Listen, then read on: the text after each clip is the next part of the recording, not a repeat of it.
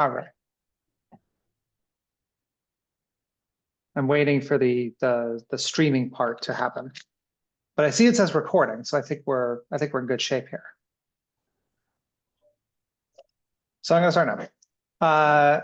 Good evening. Welcome to the December 5th, 2024 meet up. Now it says it's sent to YouTube. So we're gonna start again. Good evening. This is the December 5th, 2024 meeting of the Economic and Community Development Committee. For the council with us tonight are committee members Josh Goldstein, Jim Freyer, Barbara Smith, Jalen Seed, Darlene Young, Heather Dunn, and I see council members Nicole Eady and Ann Wennerstrander in attendance as well. Is there anyone here for public participation? There are no attendees currently. Okay. Then we will close public participation. And then acceptance of the minutes from November 7th, 2024. Do I have a motion? Jalen? Does anyone have any corrections, any issues with the minutes? The only thing I saw under on page 2, it seems to, there's an incorrect spelling for Barbara Smith's name. You can just lop off the E at the end, and Travers, same thing. But besides those changes, or any other issues with the minutes? All right, well then, all in favor? Okay, so we've accepted the minutes. Okay. New business. I'm abstaining, by the way. I wasn't at the meeting. Sorry. Oh, you know what? I'm moving too quickly. I should have asked. I'm sorry, Heather. All right, Okay. so Heather abstained for the vote on the minutes. Just make that note for the record. Sorry about that, Heather. Okay, so now we are moving on to new business. Transportation, mobility, parking. Item 1, authorize the mayor, Harry W. Rilling, to execute Amendment 1 to the agreement between the City of Norwalk and Stantec Consulting Services, Inc. For project closeout services for Norwalk River Valley Trail Phase 2 State Project 102-350 for lump sum fee of $40,000. Do I have a motion? Councilmember Dunn. Ben, floor is yours. Good evening, Chairman Goldstein, council members. So the phase 2 of the Norwalk River Valley Trail project, we wrapped up construction early this year. And it completed a section of the NRVT all the way from Union Park up to New Canaan Avenue. We had a nice ribbon cutting on the bridge near New Canaan Avenue there. However, we noticed after many people were using it over the summer that I'm sorry, I'm thinking about something else. For project closeout, we need to maximize state reimbursement on this project. We need to get some assistance because of the very complicated and precise manner which the state requires this reimbursement documentation to be submitted in. So we've contracted Stantec, and they've already begun on this process. So this first amendment is just to get them to the finish line. They've assured us that this is what they need to complete the process of organizing the documentation, submitting it to DOT, and getting us the maximum reimbursement on this project, which we expect on the order of about $2.5 million. Does anyone have any questions? Okay, pretty quiet. With that in mind, all in favor? Okay, that item passes unanimously. Thank you. I saw you, Darlene. Okay, item 2. Authorize the mayor, Harry W. Rilling, to enter into any and all documents and agreements required by the United States Department of Transportation to accept grant funding under the Safe Streets for All FY24 grant program, federal award number as noted. Do I have a motion? Councilmember Young. Ben? All right, thank you again.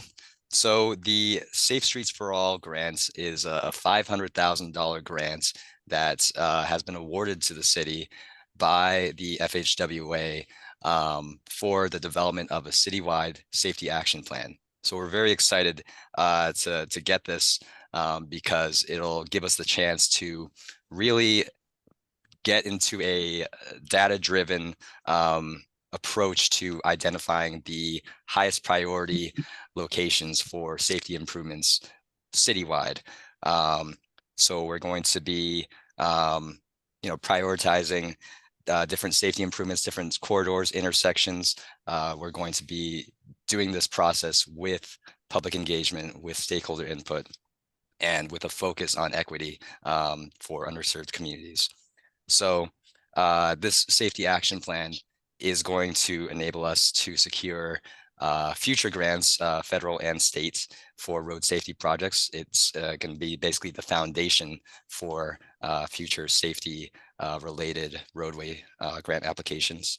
It's also going to provide the foundation for our Vision Zero plan going forward, and it's going to gear us up to get a more concrete timeline of how we can actually achieve Vision Zero. Does anybody have any questions?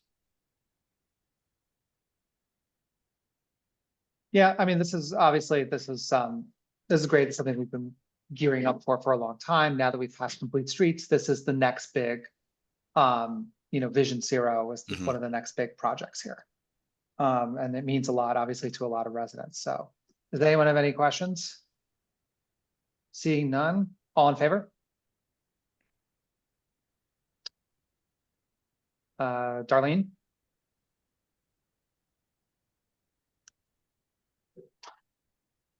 Okay, there we go. All right, passes unanimously. Thank you. Okay, thanks, Ben.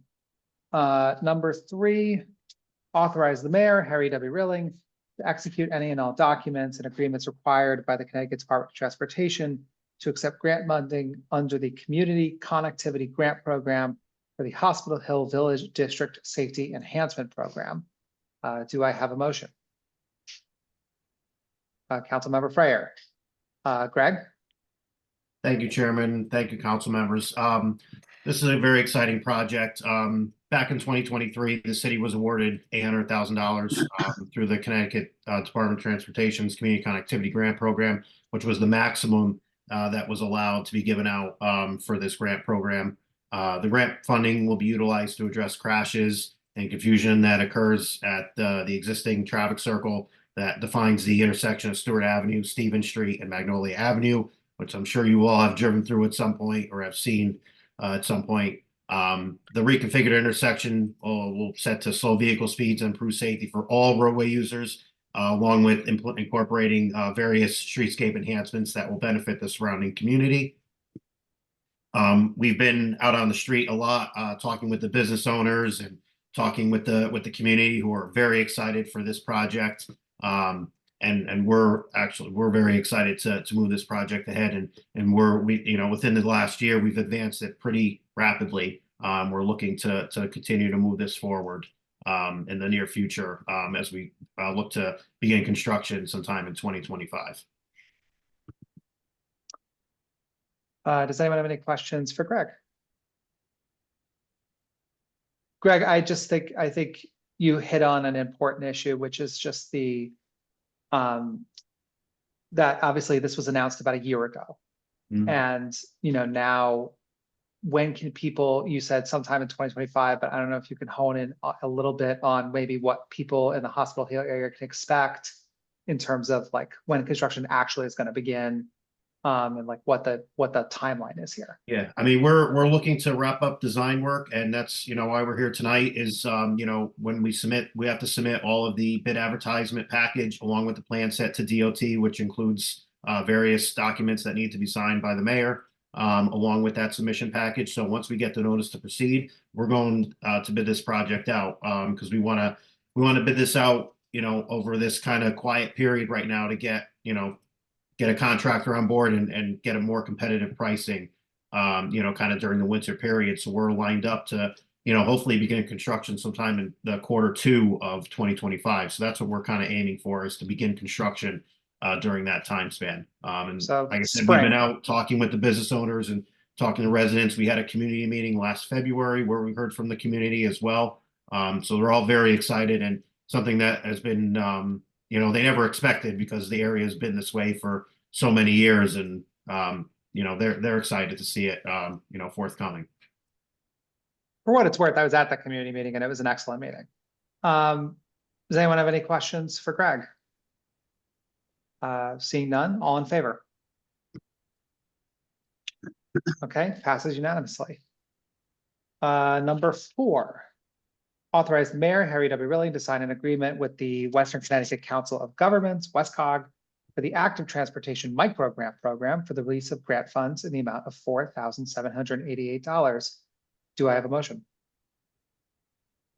Councilmember Smith. Greg.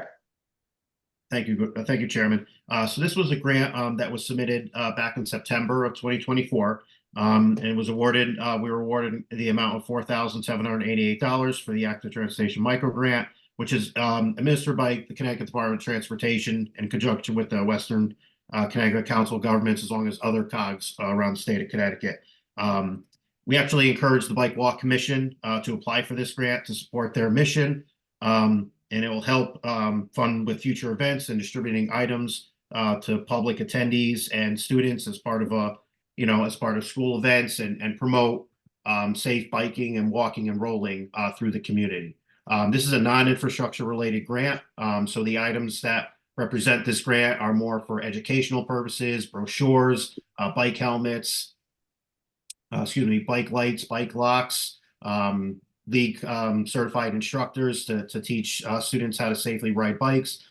So the Bike Walk Commission will be, kind of at the forefront, passing out educational related materials to, as part of school events, which they've done part of, as well as city events. They took part in, the National Night Out event, that took place earlier this year, the Earth Day event as well, early in April, and along with other community events. So they'll be on site. It's just to help them, promote their Promote their mission. of safe biking and walking through the city. Okay. Councilmember Smith. I'm curious, is there a specific age group that's going to be targeted? No, I mean, they promote to all ages, really. I mean, they've done in October, they did a week's worth. They were in conjunction with other schools, around the city, where they did different schools every day of that week, to pass out flyers and to hand out swag items and promote safe biking and walking. Great. I think those lessons are really important for our young people. Bike safety is huge. Yeah, and the Bike Walk Commission, to their credit as well, they've had a lot of partnerships with the public school system as well, and had those partnerships created so they can get in at the school level to the students, which is really the key area to get involved. Yeah, great. Thanks, Greg. Thank you. Councilmember Freyer. Excuse me, Greg. Is there going to be any emphasis or any categorization for e-bikes?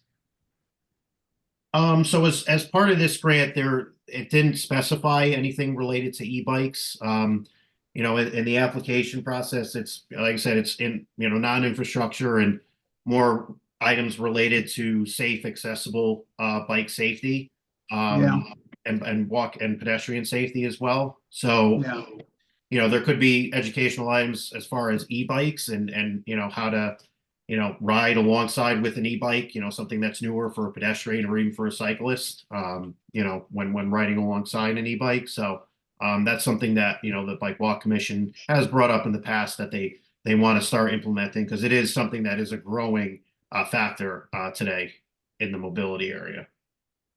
I'm really concerned about the safety of e-bikes, especially with young kids. Mm-hmm. They're going faster and faster all the time. It seems like every kid under 14 has got an e-bike who can go what appears to be 40 miles an hour on the thing. And I'm getting a lot of people saying that we've got to do something about it. slow them down? How do we regulate them? Because somebody's going to get hurt pretty badly on some of these things. So I would hope that maybe and maybe I should talk to the bike commission and talk to them about possibly instituting some course that relates to, for young people, safety on e-bikes. Yeah, that's certainly a topic I can bring to their attention as well. And the league certified instructors through the American Cycling Institute, that's something that I'm sure they have kind of touched on as well. So I can certainly portray that concern that you had tonight. And it is, e-bikes are something they've talked about in the past. So it is it is a growing trend that we need to catch up with. So it's certainly something we can discuss with them, how we can educate younger riders and how to regulate the speeds a little bit better. Okay, great. Thanks, Greg. Councilmember Dunn. Hi. Do we have any kind of statistical information about how many kids own bikes at what age levels and whether they're using them? I don't see kids riding bikes to school at all. I'd like to know how they're using them, where they're using them, and how, whether the kids actually own them. So we have done some, we've done 2 walk assessments in conjunction with the Connecticut Department of Transportation at Fox Run School and at Cranberry School. And we have looked at the bike racks to see how many bikes were present. The other thing too is there an available infrastructure as well? And that's during those assessments, we look at, is the necessary infrastructure there, and how we can incorporate that to get more kids to bike to school if the infrastructure is there, and if they would, if it was there. So I think it's something that we try to, promote, and hearing what the students have to say, and, whether they would use that infrastructure, which they would.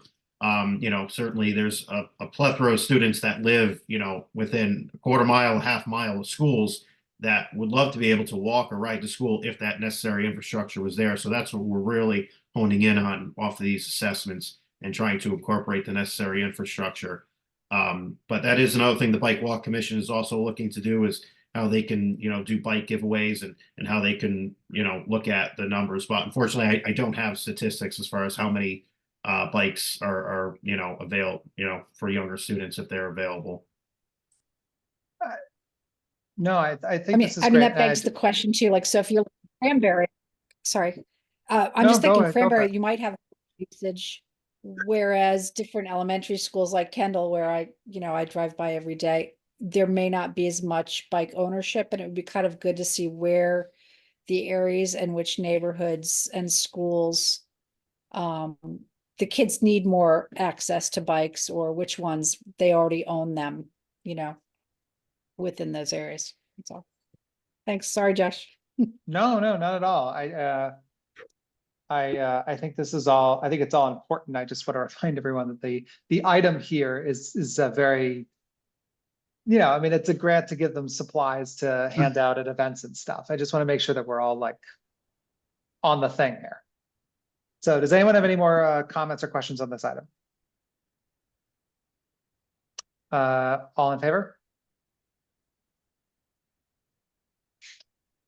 Darlene?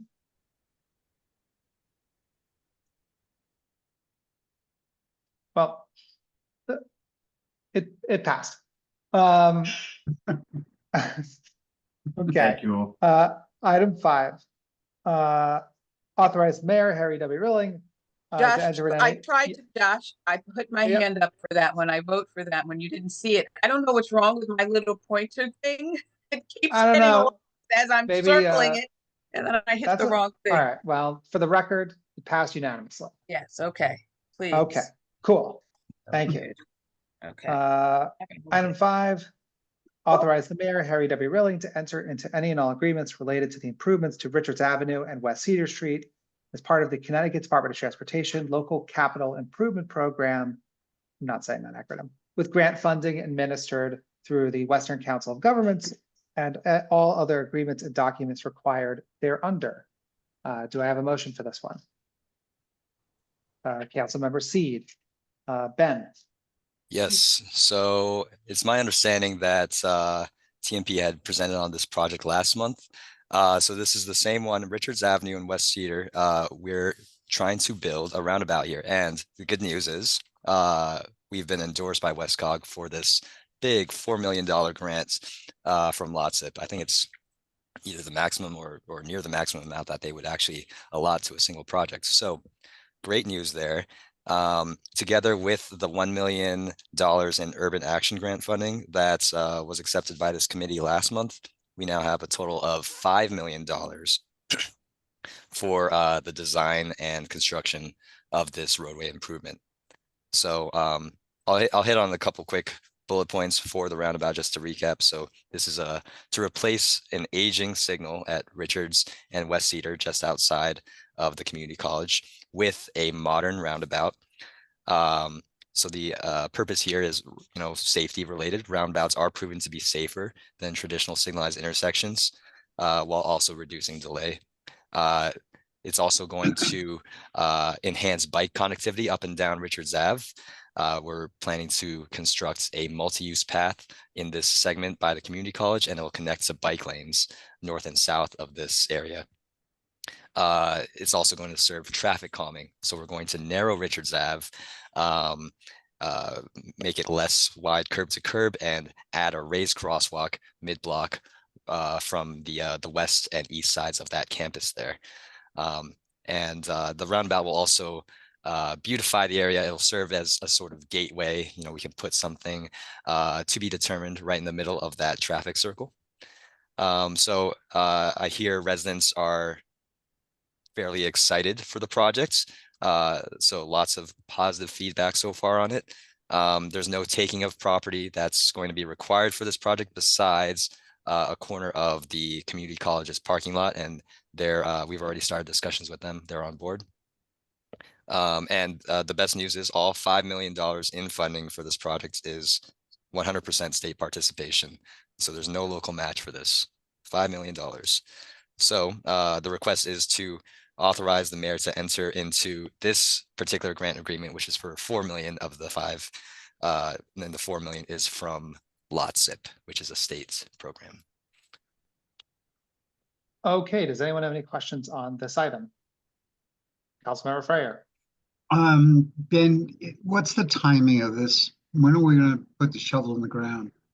So we do have to go through the design process first. We have a concept design right now, and we have, of course, already started conversations with key stakeholders like the community college and the state.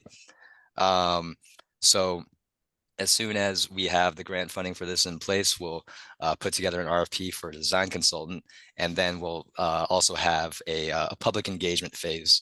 So that'll be in the first half of the coming year.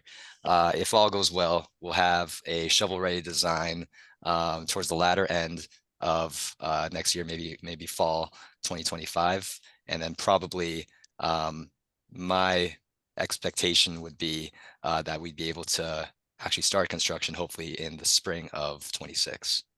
Okay. And how long will there be detours? Will the road be closed for any period of time? There probably will be some sort of detours. Hopefully we'll be able to manage traffic and not disrupt the usual flow along Richards and West Cedar too much. That will be part of the design process, figuring out the maintenance and protection of traffic. Because as you know, we're replacing the Cedar Avenue Bridge over a 5 Mile River. That's going to start, I believe, in the spring. That's going to be closed. That road will be closed for a while. So I was just hoping that we're not going to close that for 4 or 5 months and then have to close. What is it? Cedar. I mean, it's right there. It's less than a mile away apart from each other. That's what I mean, is that we wouldn't have, shutting down that the bridge is going to be out of there. So you're going to have detours around that for 4 or 5 months, and then have another detour for another 4 or 5 months. And so all of a sudden you got 10 months of detours.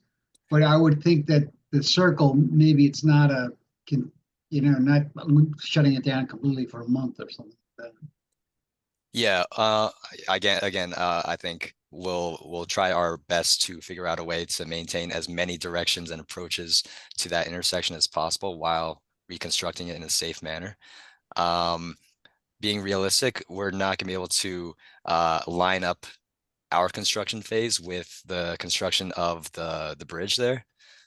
But that being said, I think there is some benefit to the idea that while the bridge is under construction, the existing intersection of Richards and West Cedar will be fully open to utilize the detour, and then Right. we kind of shift to it's like a phased approach, and then we go to work on the intersection, and the bridge is all nice and ready to be used as a detour route in that case. Councilmember Dunn? Ben, you may be aware of this, so I may be. But I think the most recent zoning meeting, they just approved a new rather large scale development with multiple units. And I think there's 2 of them coming in front of zoning. I'd say it's like 30. Is it the 30 senior housing condos. development or something Yeah, else? senior. Senior housing. Yeah, That's on Richards, right? Is it it? is on Richards. It's going to be outside of this particular study area, and based on the size of the development, we don't expect that there's going to be too much additional traffic in the area just due to that development on its own. So I think our TMP, of course, we reviewed that development from a traffic and site plan perspective, so we're well aware of it. So I think in the end, this roundabout and the pedestrian and bicycle safety enhancements it'll be a net benefit for all those new residents over there at the new development. Hopefully it won't I guess my question yeah. was, is development slated to be built at the same time that the roundabout is being built, or no? Is it kind I of? don't think we have a clear timeline from them on their construction. So Along I can Street. I can definitely we can definitely investigate that and make sure that we're coordinating with them so that there's not a closure at the intersection here immediately followed by some other closure for their development. So it'll be continue from March through all of 2026, that there'll be something going on there, probably. It's quite possible, yes. So it's going to be busy But it's in going that to be area, well managed, but it's and going to be traffic's well going to managed, flow yes. very well, and it's not going to be a problem. Yeah. Councilmember Seed? Yeah, I think with the construction, I think when everything's done, it's just gonna be a net win for that area. Yeah. I mean, with the school, I was a student at NCC. In the mornings and the afternoons when everybody's leaving, it's a lot of traffic there. And it's not really safe right now, or it doesn't really feel that way for people to bike to school and everything. I think the roundabout is going to be a big win for the whole area, the college, the neighbors, and everybody. So definitely we'll have probably a little bit of inconvenience in 2026, but I think at the end of it, everybody's going to be happy. Yeah, I definitely agree. Thank you, Councilman Seed. There's been, a number of people, residents, or people even from other cities that have come to us and voiced their complaints about getting, say, from the buses that go along Route 1, walking up to the community college. Even though it's like half a mile or so, it's a bit of a dangerous route. So we're very hopeful that this will make that walk much safer. Lot happening in West Norwalk. For sure. Anyone else all in favor? All right, that was everybody. Item passes unanimously. Thank you all. Thanks, Ben. Okay, item 6. Under TMP, Authorize the mayor, Harry W. Rilling, to enter into a license agreement for vehicular parking with the Connecticut Department of Transportation for property located along Monroe Street, adjacent to the New Haven Main Rail Line. Do I have a motion? Councilmember Freyer.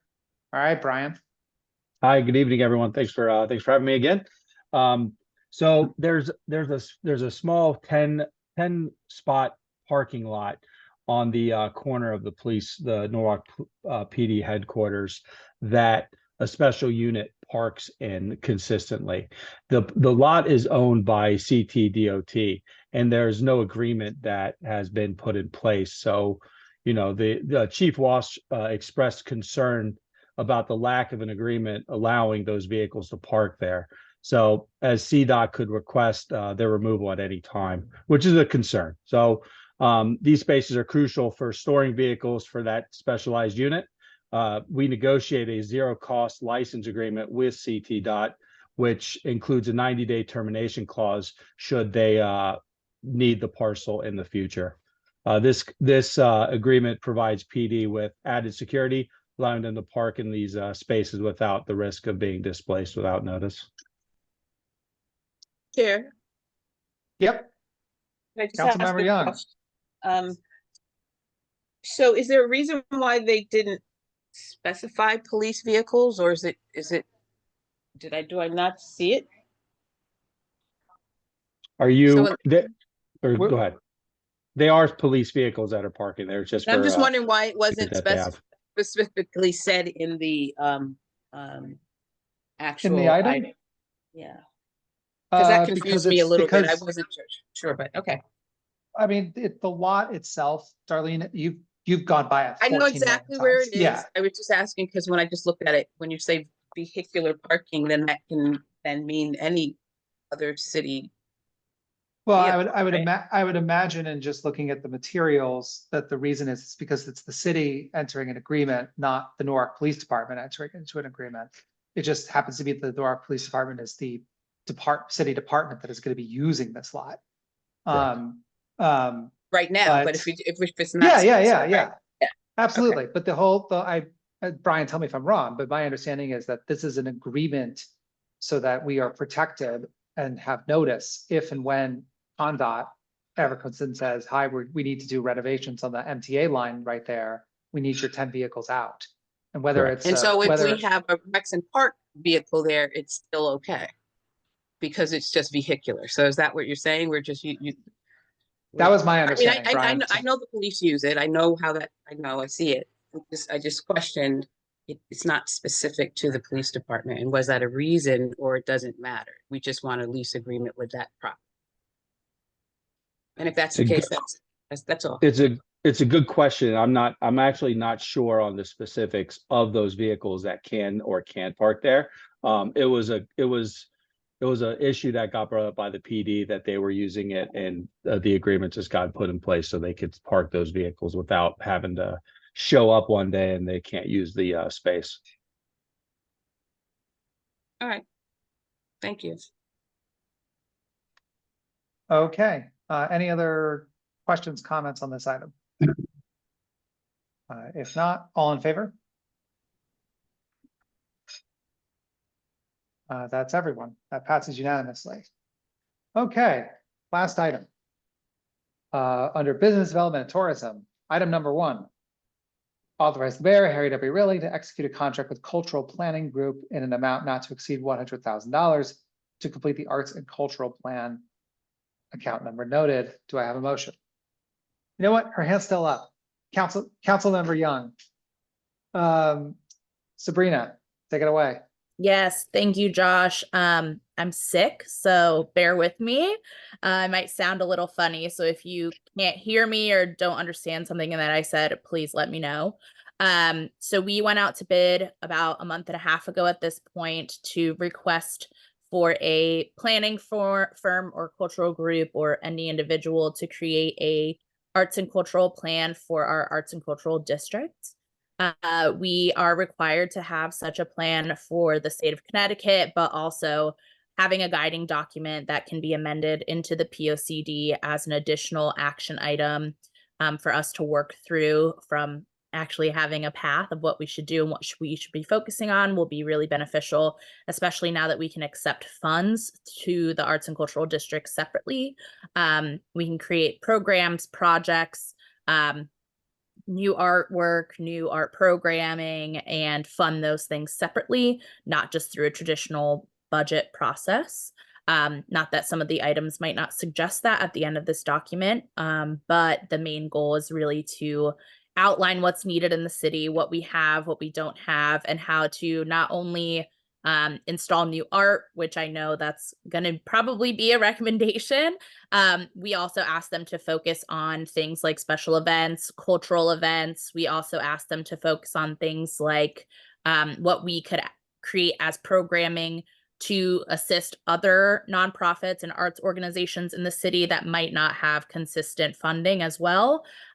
We looked at a lot of this specific consultant's previous plans that they've created. Obviously, their name being Cultural Planning Group, this is what they focus on the most, which was really great. We ended up interviewing 3 different firms. They were all around the same price point, but they seemed the most qualified. But in addition to that, they have a Spanish-speaking individual on staff that will be on the project team, which we thought was really important given our demographics here in Norwalk. So we're really excited to get started with them. We expect the process to take about a year.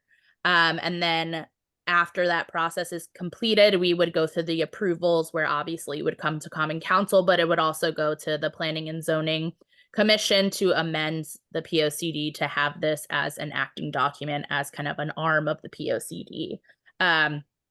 So yeah, the price that you have in front of you in the actual RFP response is higher than what the price we're actually requesting for. We had went back to the consultant to let them know that we have ARPA funds and we only have the $100,000. So what can we cut back from the scope in order to make the numbers work? We're only cutting design work for the actual plan document out of there. And there were 2 meetings that they thought they would need to attend in person that they're actually going to be able to attend virtually. So it cut out some of their travel, but also cut out some of that design work for the actual document since we'll be doing that in-house. So nothing really substantial from the actual scope of what they will be doing, like public participation and public outreach and all those integral parts of the plan will be removed based on that price. It's literally just designing a document and some of their travel. I'm happy to answer any questions that anybody has. Any questions? Yeah, I have one question. You mentioned that they were able to cut out, they can go to a couple of meetings virtually. So how much time are they going to spend in the city talking to people and doing the work? So they will probably be here at least 3 times to meet physically with the community. And then they'll also meet virtually, but also at least twice with the steering committee itself that's going to be guiding the plan document. So they'll be here for 3 meetings with the public. They'll be here for 2 meetings with the steering committee.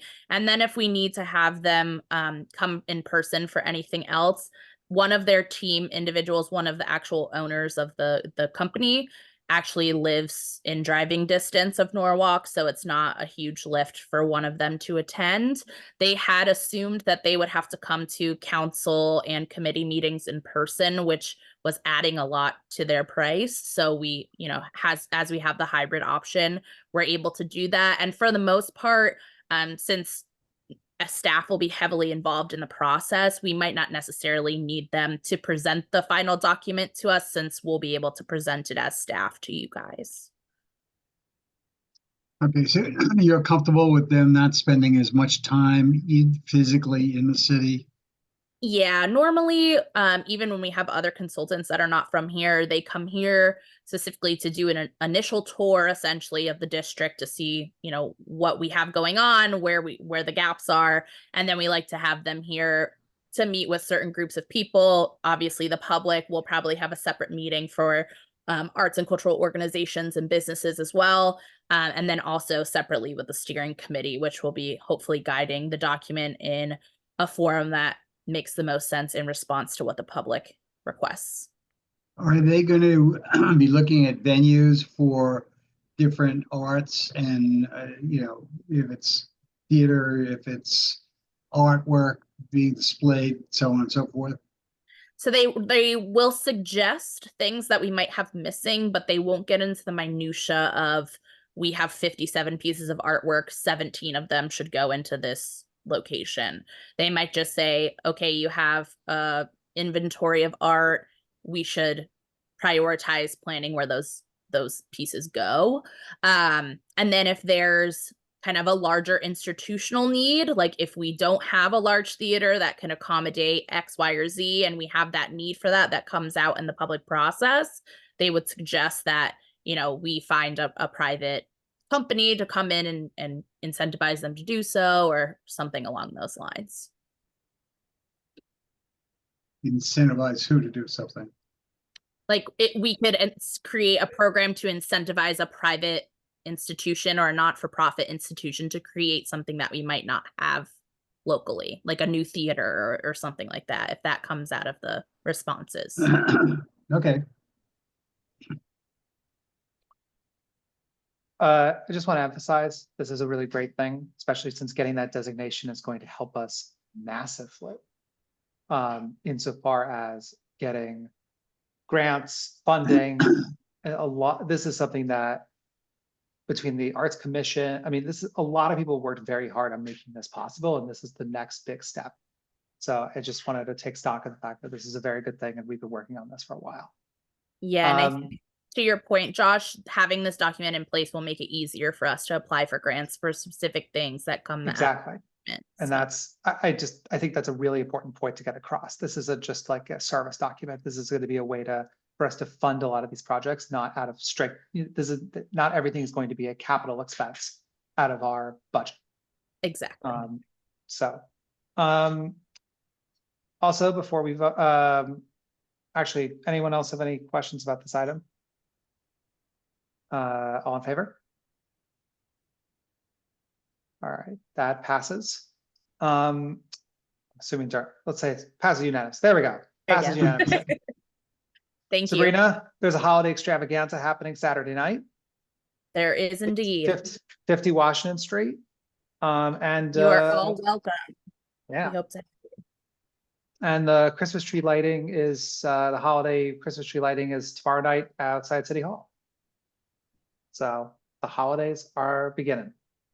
All right, that's it on our agenda. 42 minutes. Nice job. We covered a lot of ground. I need a motion. All right, Councilmember Motion Breyer. to adjourn. There we go. All in favor? All right. Have a good night, everybody. Good night. Thank Thanks, you to all the Josh. staff and everyone. Good night. Good night, everybody.